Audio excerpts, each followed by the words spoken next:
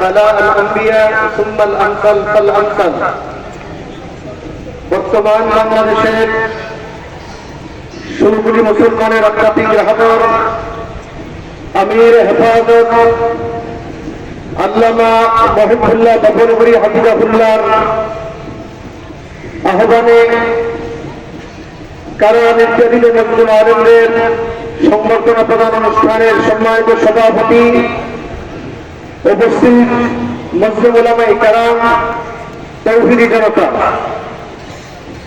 বাংলাদেশের ইতিহাসে তথা পাক ভারতীয় উপমহাদেশের ইতিহাসে 2001 সালে ইসলাম, মুসলিম মানবতা, ইসলামী তাহযীব তামাদ্দুন তথা কওমি মাদ্রাসার শালীন, মার্জিত এবং গুলজার কাসিমের প্রস্ফুটিত ফুল উলামায়ে কেরামের বিরুদ্ধে যে ষড়যন্ত্রের বীজ বপন করা হয়েছিল, ইতিহাসে এমন নির্মম এবং ন্যাক্কার কোন ঘটনা কখনো ঘটেছে বলে আমার জানা নেই।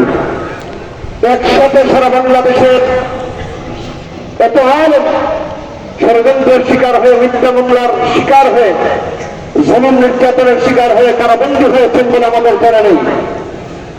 কেন, কি কারণে দিনের পর দিন মুসলিম নিরপরাধ উলামায়ে কেরামদেরকে গ্রেফতার করে তাদেরকে নির্যাতনের স্টিম রুলার চালিয়ে এক একজন আলেমকে বঙ্গু বানিয়ে দেওয়া হয়েছিল। জেলখানায় যতদিন ছিলাম তা অনুমান করতে পারিনি। যখন বের হয়ে এসে রাষ্ট্রের চিত্র দেখলাম, এসে তার এই প্রশ্নের জবাব আমাদের হল হয়েছে, তা হল উলামায়ে কেরামকে সদা করে বন্দী করে বাংলাদেশের মুসলিম তামাদ্দুনের এই পরিবেশ এবং ইসলামী ভাবধারার পরিবেশকে রক্ষা করে দিল্লির মতো একটি সমাজ কায়েম করার জন্য ষড়যন্ত্র করেছিল পরিমাণের গোষ্ঠীরা। আপনাদের জানা আছে, আমরা বের হয়ে দেখেছি শিক্ষা ব্যবস্থার মতো আগুন লাগিয়ে দিয়েছে তথা শিক্ষা কমিশন তথা শিক্ষামন্ত্রী সহ দিল্লির জনমানুরা। তারা কি করতেন? মানবতার সভ্যতাকে নস্যাৎ করে দানব এবং জানোয়ার করতে মানুষদেরকে আখ্যায়িত করার কৌতল চালানোর পাশাপাশি ট্রান্সজেন্ডারের মতো একটা ঘৃণিত মতামত আমাদের সমাজে তৈরি যে সমাজের ইসলামী ভাবধারার এই সমাজকে পরিবর্তন করে কি দেশের সমাজ কায়েম করার জন্য তারা কৌতল চালিয়েছিল। এই ষড়যন্ত্র এখনো অব্যাহত আছে।